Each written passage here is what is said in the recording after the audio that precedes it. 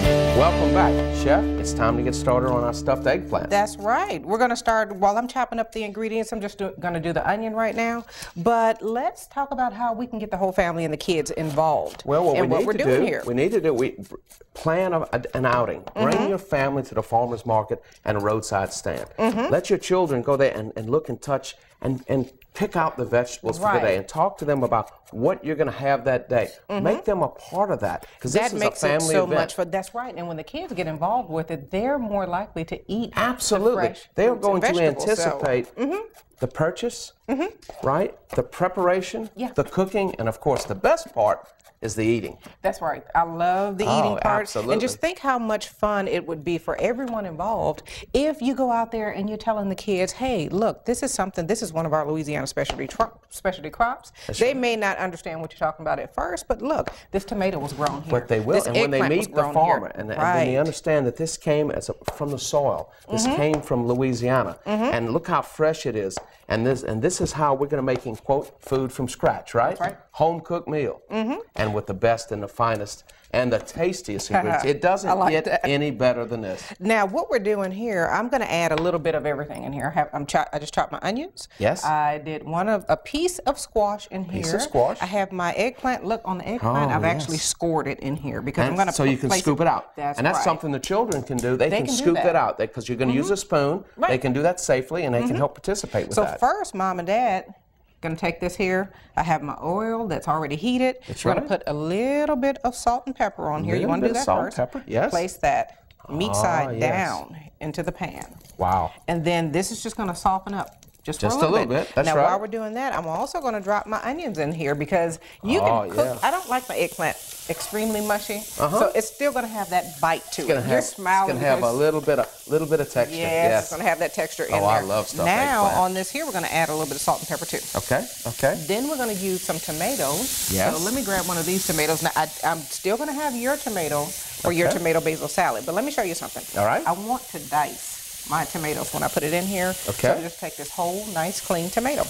And speaking of, before we get to that. Right. What are we going to do first? We're going to clean this. That's right. What are we going to do before we clean it? We're going to wash our hands for about 20 seconds, make sure right? nice Under and some clean. warm water. That's and then we're going to use a vegetable brush, and we're going to clean our vegetables. Yep. And that's something that on the farm we always do, and you should always do that. And you take it under your running water, and for the tomato, you just brush lightly. That's all you want to do is just knock the dirt off. Just clean the surface, right, and get it clean, right? And it's just a part of, and we've always done that on the farm, and you should do it at home.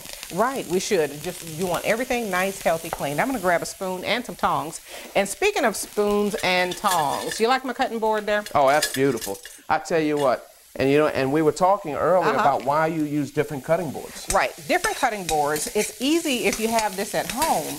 You can say, well, the yellow is for our vegetables. That way you're not having cross-contamination. That's right. So I actually have a yellow knife. And what else do you have? I have my paring knife. I have green. We can say the green will be for seafood. That's right. And we have red for red meat. That's an easy way of doing that. And you always keep it separate. That's right. Keep that separate. Look. Red. That's right. Red. You have your green board. So whatever you want to do, make it fun. The color coordination, that really helps with getting the kids in the kitchen. They love that. It's nice and colorful. This is browning up nicely. And let's get back to chopping this tomato. Absolutely. Okay. Nice whole tomato. Put it. And feel that tomato. If you're going to cut a tomato and chop it up, right? It's nice, it's firm, right? It's fresh, and it's really lovely. And a sharp knife, that's what you need. So I'm going to score this, but I'm not going to go all the way down to the bottom. See, I'm learning something. I turn that around, do this on the other side.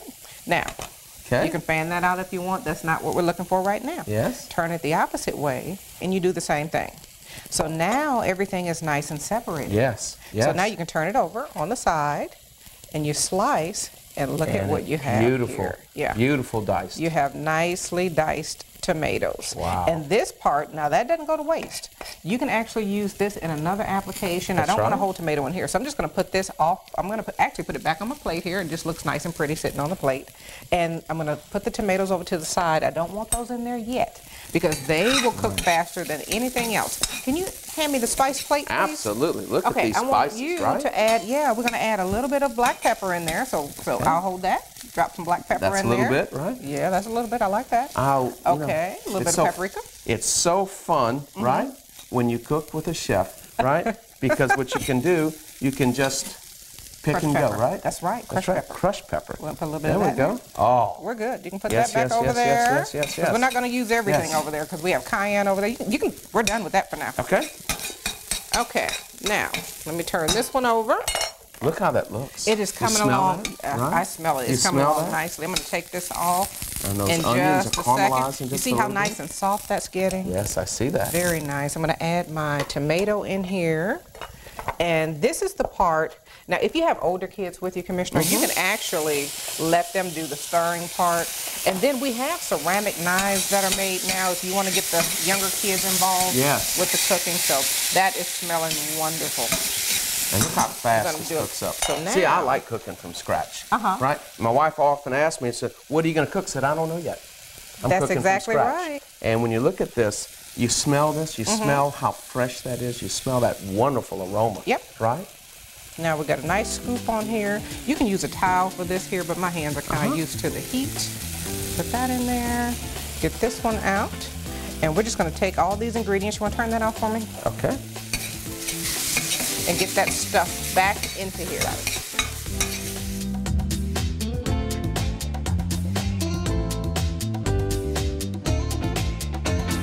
Eggplant is a simple, cheap dish that takes minutes to prepare and anyone can cook it. Make a meal by adding fresh cantaloupe for dessert. When you peel your cantaloupe, how do you do that? When I peel the cantaloupe? Yeah, talk us through it real quick. Well, what I do is I slice the cantaloupe. How do you slice it? And then I generally slice it across here, okay? And then what I will do, you know, and I generally, after I've sliced the rind, I often clean the knife blade. Okay. Okay? Now, we have already scrubbed this, right? And then I will take the knife and I will peel it away from the rind. Okay. Okay? Now, how am I supposed to do it? Well, that's the normal way to do it. I'm going to show you the chef's way to do this. Now, you take this. Yes. You lay it on the side. You take your knife and you cut off both ends of that. So you take that off. Okay. Turn it around. Yes. Cut off the next. Okay. Stand it up. Now, you have easy peeling. And just go around the cantaloupe. See, I should pay more attention. Try and get all the green off. Look at that, huh? Yeah. And you're just going all the way around. Wow. Just different fun. But what it also does, it makes it easy to slice. You're still going to have all your seeds in there because we haven't taken those out yet. That's right. That's right. But I'm going to show you a secret to that too. Because when I get in the kitchen, you have to make cooking fun. And I like to amuse myself. And do you know this is one of the oldest farm products worldwide? Over 5,000 years ago. How do you They know were that? Raising cantaloupe. Where do you get this information from? You are just... Wikipedia. Wikipedia? Absolutely. Okay, absolutely. Wikipedia. Look it up. So 5,000 years ago, Iran was first cultivated in Iran. Wow. 5,000 years ago. I'm going to toss these. Amazing, right? That is amazing. Because you want to keep your working surface clean. Look at that. Yes. Go right Isn't that beautiful? You just cut around. Isn't that beautiful? You may get a few seeds on that part right there, but that's okay. That's a lot easier to scoop out than taking your hands and just scooping everything out. And you just go around. I mean, you don't have a lot of waste here. Take that off. Seed sack. Seed sack. Ready Toss. to go, right? Yep. Toss. Ready to go. Nice and easy. Then you only have a few here that you just wipe those off, and you're good to go.